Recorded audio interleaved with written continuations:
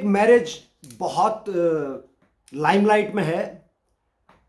Mahakumbh famous Mona Lisa लड़की जिसको एक डायरेक्टर बॉम्बे लेके चला गया और वो वहां पे धर्मांतरण के खिलाफ मणिपुर फाइल एक पिक्चर बना रहा था जिसके अंदर उसने उसको एज ए एक्ट्रेस लिया हुआ था, प्रोजेक्ट था। वहां पे उसको एक लड़का फरहान मिलता है, वो उसको और उसके बाप को केरला लेके जाता है रिसेंटली और कहता है कि वहां पे आपको एक पिक्चर के अंदर रोल दिया जाएगा, उसको भी उसके बाप को भी। जब वहां पे पहुंचते हैं तो उसके बाप को ये कहते हुए कि आप जाइए और वहां से उसको दफा कर दिया जाता है और वो लड़का फरहान इस लड़की को लेके जाता है और फिर बाद में पता लगता है कि उसने उसके साथ में शादी कर ली। अब वो कहते हैं कि रिलीजियस मंदिर के अंदर हिंदू रीति रिवाज से शादी की। पहली बात तो हिंदी रीति रिवाज के अंदर जो ना सतपति होता है, फेरे होते हैं हवन के आग के चारों तरफ, जो कि इस शादी में कहीं पे भी जिक्र नहीं, सिर्फ माला डाली है एक दूसरे की, जो कि हिंदू मैरिज नहीं है। ये एक बहुत बड़ा फ्रॉड, लोगों की आंखों में धूल झोंकने का काम हो रहा है, नंबर 1।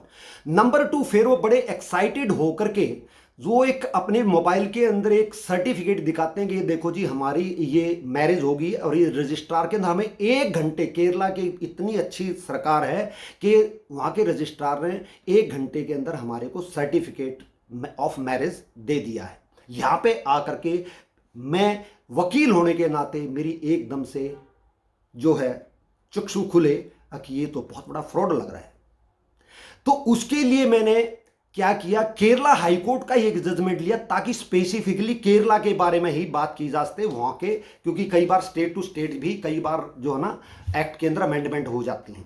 तो ये सेंट्रल एक्ट है, स्पेशल मैरिज एक्ट 1954, जिसके तहत अब इस मैरिज को डिस्कस करते हैं। क्या 1 घंटे के अंदर मैरिज सर्टिफिकेट दिया जा सकता है और इसकी क्या क्या रिक्वायरमेंट है।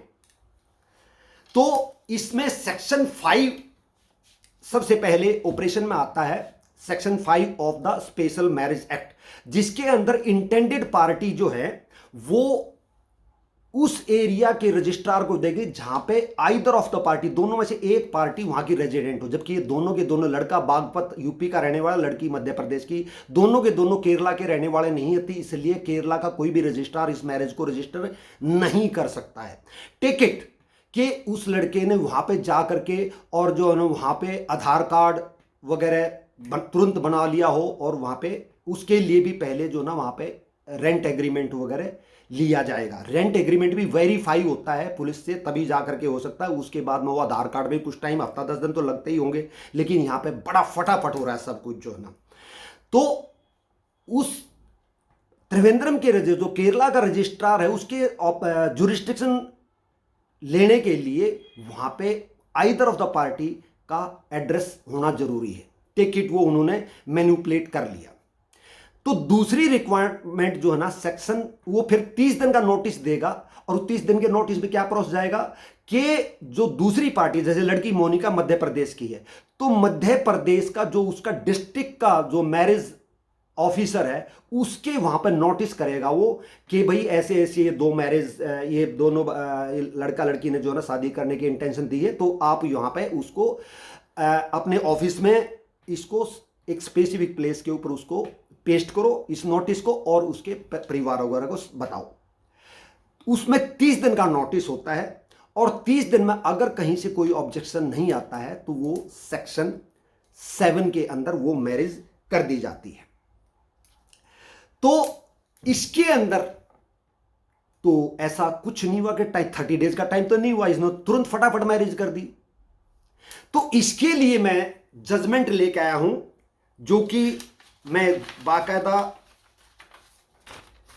ये 18 फरवरी 2021 का जजमेंट है, Seetha VK versus district registrar general Alappuzha Kerala. और writ petition civil number 3421 of 2021 bracket C. और ऑथर ऑफ जजमेंट है जस्टिस PV आशा।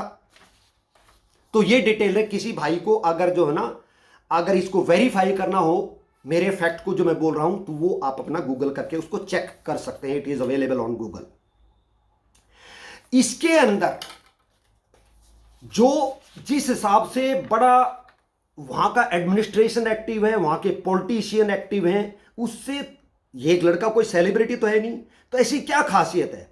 और Kerala is known by the PFI trend love जिहाद। तो ये बहुत जरूरी, आपने देखा होगा आईसीआईसी जो उसमें टेररिस्ट ग्रुप को जो है यहां से लड़कियां जो है ना बहुत सारी ट्रेंड कर करके वहां जिहाद के लिए भेजी गई थी। तो ये सेंट्रल एजेंसीज के लिए बहुत बड़ा इशू है, जो उनको जो भी मेरी ये देख रहे हो वो उसको नोटिस में लें और इस सब्जेक्ट को, इस केस को स्पेसिफिकली इन्वेस्टिगेट करें कि ये बहुत कुछ हो सकता है इसके अंदर। ये बहुत बड़ा फ्रॉड है, क्योंकि ये शादी लीगली मैरिज है वो नहीं है, टेनेबल नहीं है।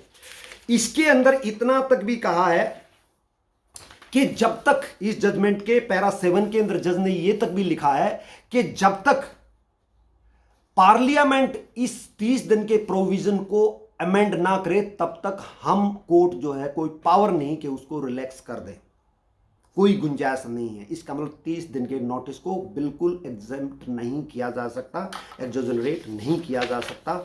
और इसके अंदर यह भी प्रोविजन किया गया है कि अगर रजिस्ट्रार अगर इस 30 दिन के नोटिस को फ्लॉट करते हुए अगर मैरिज को रजिस्टर कर देता है तो उसको 1 साल की सजा और 500 रुपए जुर्माना तक भी हो सकता है।